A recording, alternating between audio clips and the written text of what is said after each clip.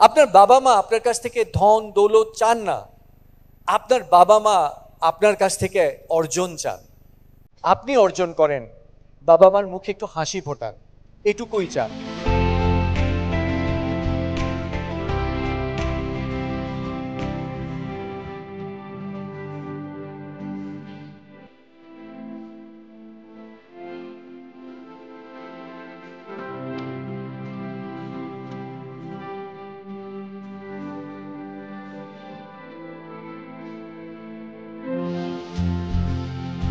আসসালামু আলাইকুম রহমতুল্লাহ।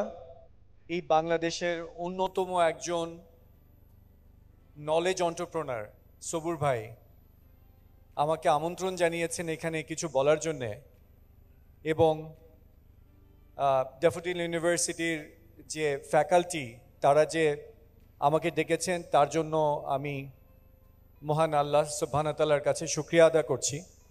আজকে যখন আমাকে জিজ্ঞেস করা হলো যে আমি আসলে কি কথা বলবো, আমার কাছে মনে হয়েছে যে এই জীবনটা না আসলে খুব ক্ষুদ্র একটা জীবন। এবং আমার ইংরেজিতে একটা কোটেশন ছিল, এই কোটেশনটা হচ্ছে, death borders upon our birth and our cradles stand on the grave. মৃত্যু আসলে জন্মের সাথেই লিখে নেওয়া, এবং আমাদের দোলনাগুলো আসলে কবরেই দোলে।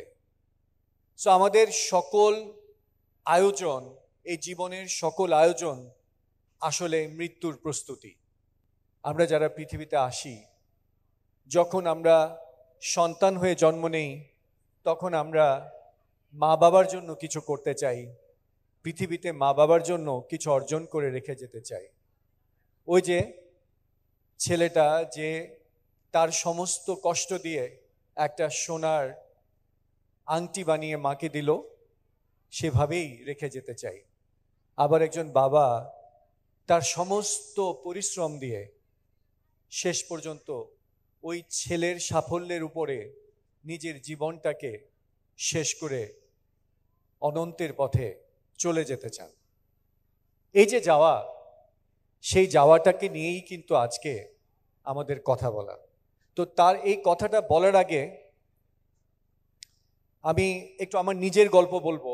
সেটা হচ্ছে, একটা শবে কদরের রাতে আমি নামাজ পড়ছিলাম, এবং নামাজ পড়তে পড়তে আমার চিন্তা হলো যে এই যে জীবনের এত কিছু পরিশ্রম, এত কষ্ট, এত অর্জন, এত ব্যর্থতা, এই সমস্ত কিছুর মধ্যে যদি আমার কিছু পুণ্য থাকে, তাহলে এই পুণ্যটা আমার জন্য রেখে কি লাভ? এটা আসলে বাবা মাকে দিয়ে দেওয়াটাই ভালো। আর্ট অফ লিভিং, বা আমি এটার নাম দিয়েছি শৈল্পিকভাবে বাঁচা। জীবনটাকে এমনভাবে যাপন করব যেটা আসলে ছবির মতো হবে। এই ছবির মতো বাঁচার মধ্যে কষ্ট থাকবে, যন্ত্রণা থাকবে, কিন্তু সৌন্দর্যের ব্যাপারটা খুব মুখ্য হয়ে দেখা দিবে। এবং সেজন্যে একটা জিনিস খুবই important. I slept and dreamt that life was beauty. I woke and found that life was duty. ঘুমিয়ে দেখিনু স্বপ্ন জীবন সুষমাময়, জাগিয়ে বুঝিনু উহা কর্ম বিনা কিছু নয়। আজকের যে ছেলেমেয়েরা, তারা জীবনের স্বপ্ন দেখে অনেক দূর যাবে, বাবা মা তার হাত ধরে, অনেক সময় বাবা মার হাত ফেলে সে সামনে এগিয়ে যায়, এবং সে কিছু একটা করে যেতে চায়। জীবনের সকল আয়োজনে সে একটা চিহ্ন রেখে যেতে চায়। এই চিহ্নটা যদি লক্ষ্যহীন হয় তাহলে কিন্তু হবে না। সো লক্ষ্যটা আমাদেরকে রাখতে হবে, এবং এই লক্ষ্যটা যাতে করে এমনভাবে রাখতে হবে যাতে করে আমাদের বাবা মা খুশি হতে পারেন, আমরা সমাজে একটা উন্নতি করতে পারি, আমরা ভালো কিছু করতে পারি। এবং মনে রাখতে হবে যে ভাবনা থেকেই ভালো কাজের শুরু হয়। অতএব এই ভাবনাটা আমাদের মধ্যে থাকতে হবে। আসলে আমরা যারা ছাত্র, আমরা বাবার জন্য কি দিলাম? বাবা আমি তোমাকে ভালোবাসি, মা আমি তোমাকে ভালোবাসি, এটুকুই? বা কোনোদিন বলতে পারি নাই, আজকে বলে ফেললাম, এটুকুই? No, it's your deed. আপনি কি করলেন, আপনি এমন কি অ্যাকশন নিলেন যে অ্যাকশনটা আসলে আপনার বাবা মাকে গর্বিত করলো। আপনার বাবা মা আপনার কাছ থেকে ধন দৌলত চান না, আপনার বাবা মা আপনার কাছ থেকে অর্জন চান। আপনি অর্জন করেন, বাবা মার মুখে একটু হাসি ফোটান, এটুকুই চান। তাহলে আপনার অর্জনটা কি? আপনার অর্জনটা হচ্ছে আপনি মন দিয়ে পড়াশোনা করবেন, আপনি যে কাজটা করছেন সেই কাজটা ভালোভাবে করবেন। আপনি যদি আপনার কাজটা ভালোভাবে করেন এবং আপনি যদি আপনার জায়গায় আপনার মেধা নয়, আপনার চেষ্টা দিয়ে, এবং এই জায়গাটাও আমি একটা কথা বলি, অনেকে মনে করে মেধা মেধা মেধা। আমি বলি মেধা সবকিছু নয়, মেধা সবারই আছে, কিন্তু যে জায়গাটায় তফাৎটা তৈরি হয় সেই জায়গাটা হচ্ছে চেষ্টা।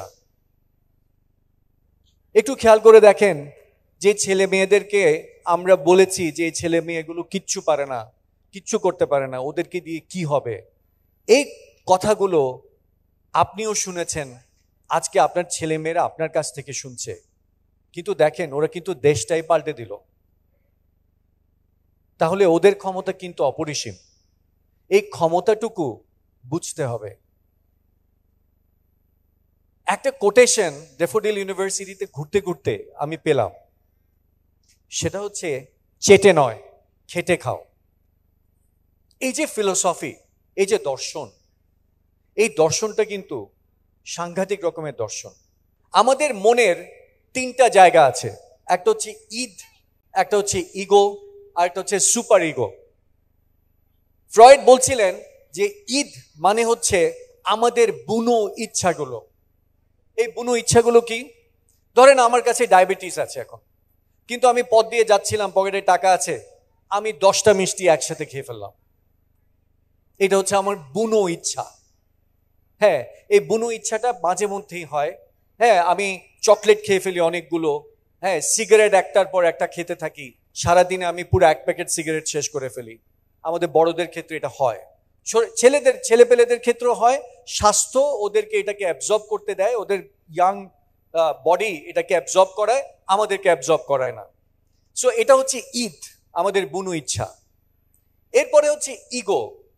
ইগো হচ্ছে আমাদের দ্য সেকেন্ড লেভেল, যে লেভেলে আমরা আমাদের মা বাবা যেই বুদ্ধিগুলো শেখায়, যে ভালো মন্দগুলো শেখায়, আমাদের শিক্ষকরা যে ভালো মন্দগুলো শেখায়, আমাদের চারপাশ থেকে আমরা যে ভালো মন্দর তফাৎটা করতে পারি, সেই শিক্ষাটা হচ্ছে ইগো। ইগো আপনাকে এই ভালো মন্দ শিখার প্রাথমিক ধাপটা পার করায়। আর সুপার ইগো হচ্ছে আপনার আদর্শ, যে আল্লাহ এক, অদ্বিতীয়। আল্লাহ বলেছেন যে তুমি অত্যাচারী হতে পারবা না। আল্লাহ বলেছেন যে তুমি দুর্ব্যবহার করতে পারবা না। আজকে একটা এক্সাম্পল, এই যে বাবা মায়ের পা ধুইয়ে দেওয়া, কিংবা বাবা মাকে একটু সময় দেওয়া, বাবার পাশে বসে মায়ের পাশে বসে একটু গল্প করা, খাওয়ার টেবিলে একসাথে খেতে বসা, এবং অন্য সবকিছু বাদ দিয়ে এই সময়টা, কারণ সারাক্ষণই তো বন্ধু বান্ধবকে সময় দেই, সারাক্ষণই তো নিজের কাজ নিয়ে ব্যস্ত থাকি, তাহলে ছেলে মেয়েকে বা বাবাকে একটু একসাথে বসে সময় দেওয়ার জায়গাটা ইজ ভেরি ইম্পর্টেন্ট।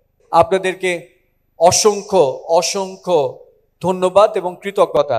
আপনারা সবাই ভালো থাকবেন, সুস্থ থাকবেন, আপনাদের সর্বাঙ্গীন মঙ্গল কামনা করছি।